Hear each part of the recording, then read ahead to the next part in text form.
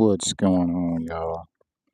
Putting my little mic on because my hands will be occupied. I don't have time for this stuff. Hopefully, you guys can hear me. Elf going up to the top.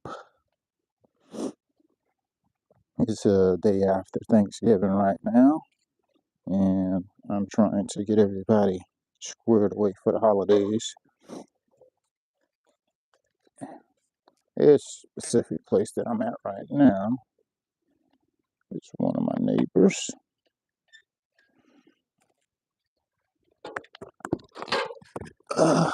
Hardest part about this job, getting on and off that ladder onto the roof. If you guys don't know, I had broke my ankle last year. This house that you see right here is a little bit taller than this one. It wasn't so high where I fell from, to be honest. And I broke my ankle.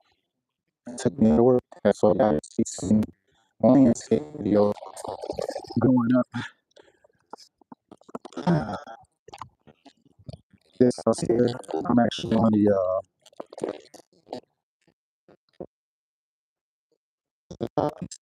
here stuff, and you got from far where you at to get an idea of what I'm doing.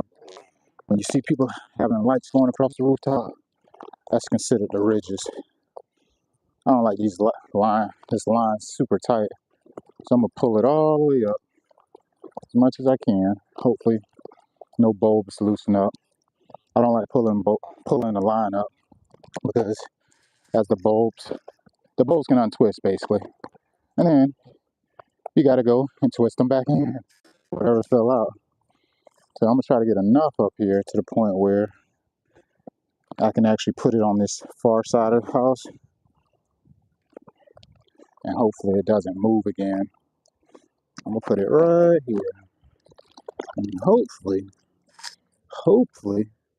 it doesn't slide down the roof again. I like to try to keep everything lined up in a way that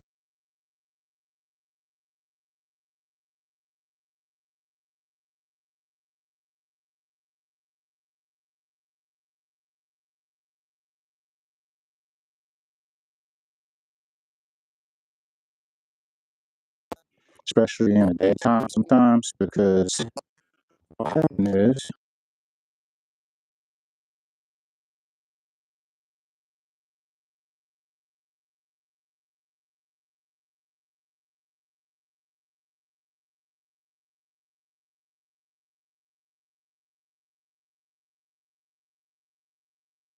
a 3-story house. That is one of the things, man.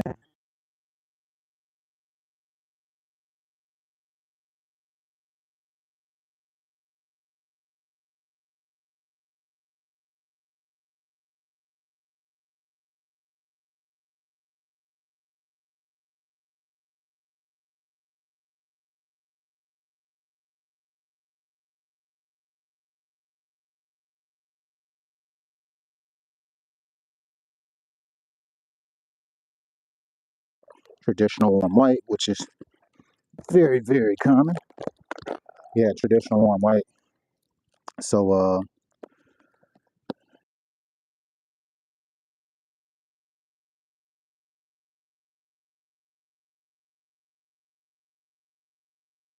guys, you can put almost any pattern together. He said he wanted mix, not monochrome, meaning he didn't want to see like black, white, or green, red. He didn't want to see that type of pattern. He literally wanted miscellaneous type colors, which made it easier to actually put stuff back together. I mean, put his second display or whatever together, because I have a bunch of random colors that I use for 4th of July. I use for Halloween. I use it for different occasions. So we always have different colors that just don't get utilized. So when someone says, "Hey, give me a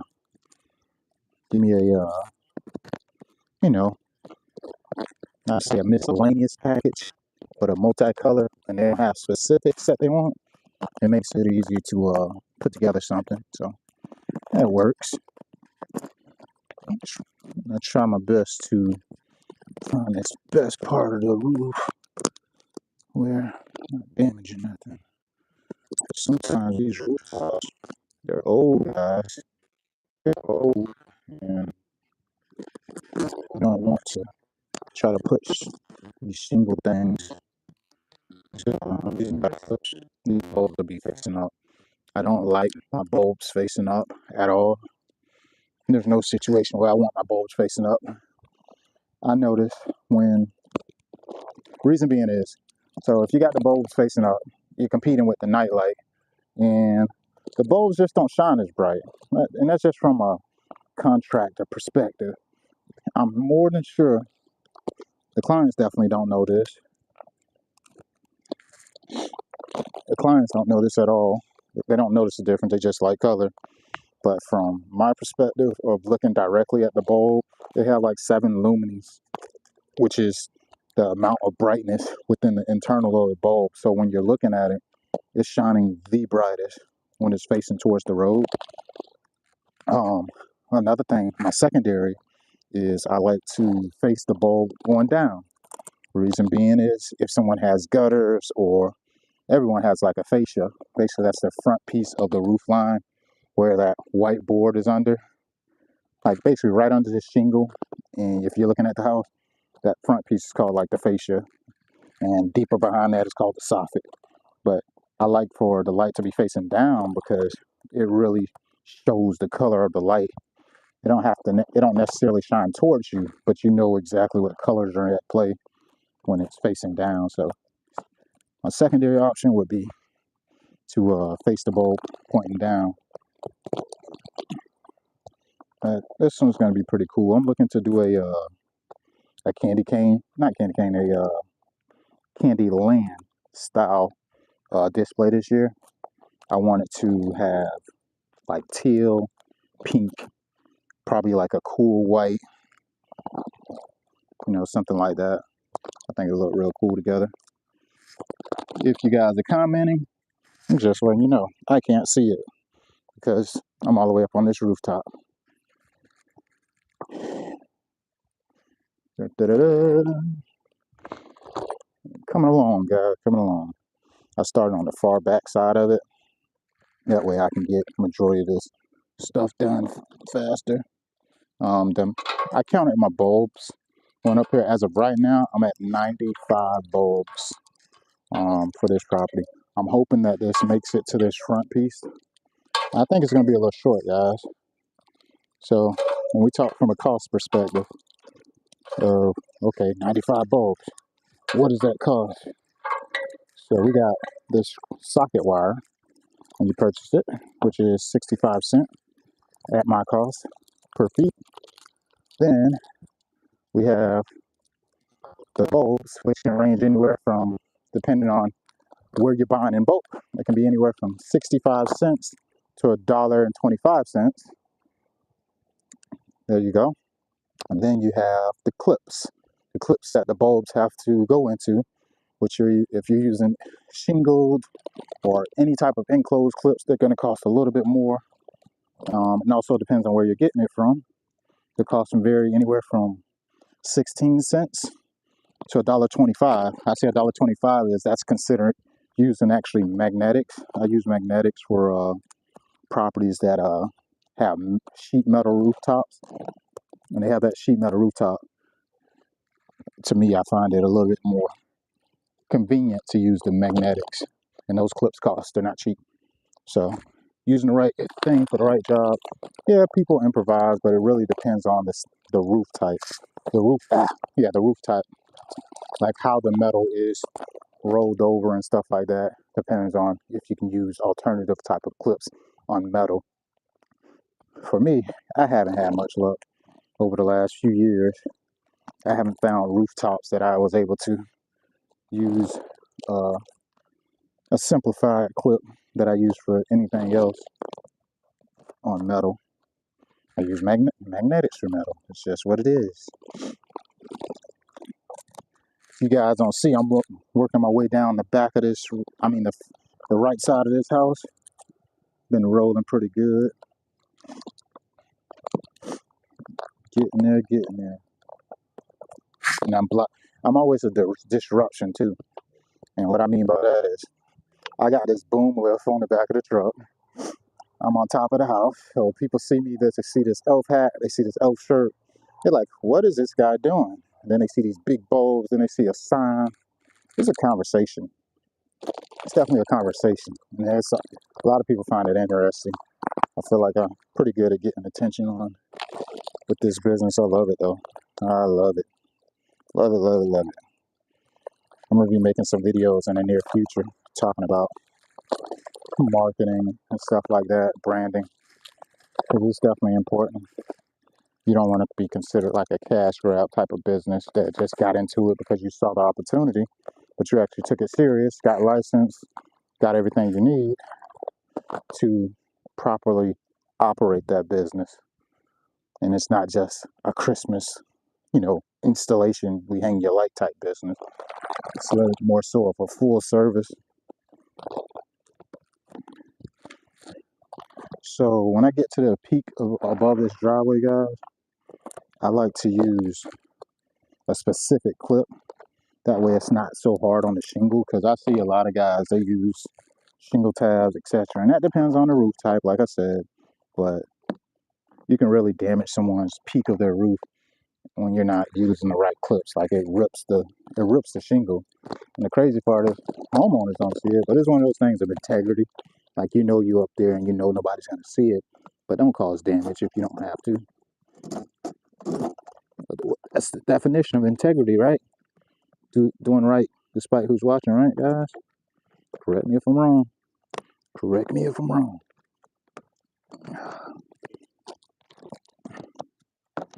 All right, guys. So I just made it to this left corner of this rooftop, and as a professional, my biggest thing is we got to peak my bulb. My bulb has to be at the direct middle of this peak. We can't have one on the side. None of that. We don't do that. Professionals, they do it the right way. So what I'm gonna do is, being that I got that bulb clipped at the bottom down there, I'm gonna find which bulb is the middle, and I'm gonna adjust this line according to the space that's required to keep that bulb at the middle. Because this is something you can adjust when you got two sides to go down, if that makes sense. Like if I know I got to put lights down here and I got to put lights down there, early on, I can find exactly where the peak bulb is going to land. Being that these are colors, it'll make it a little bit easier. So I just need to figure out which color is going to be. So let me go ahead and put this bulb up here.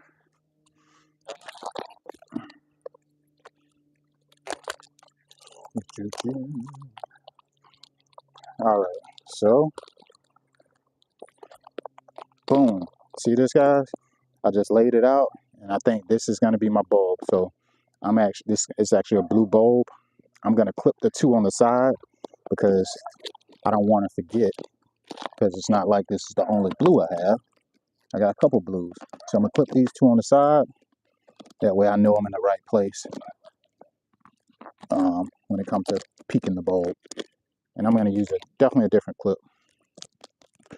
And I don't mind going down and doing what I got to do.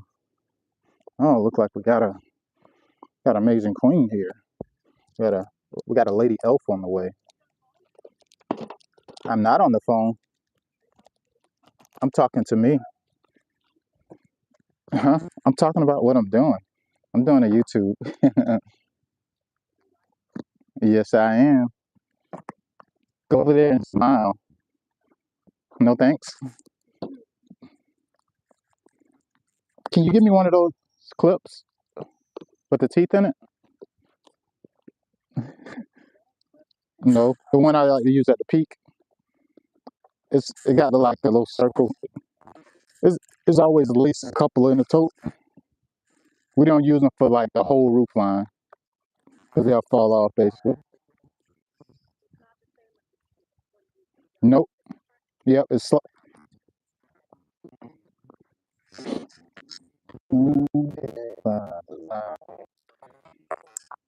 Yeah, it should be in there. Huh? You say it has what? Yeah, it has teeth.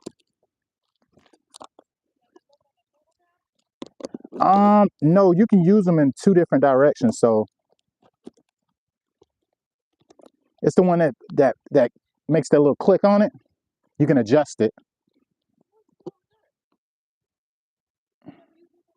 I probably have, but I don't use them often. I only use them for the peaks now. Yes, yes. These women, man. She ready to kill me. I knew I was talking about the right one.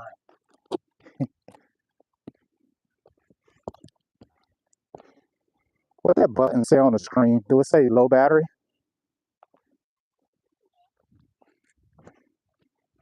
It better have been recording me this whole time. I know that much. Mm.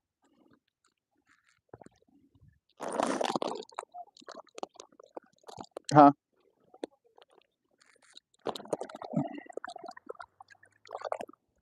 Might have to do some more bulbs. I thought I had enough. At least this.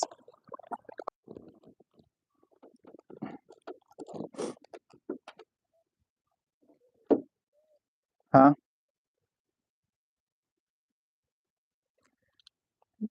Did it stop recording on me?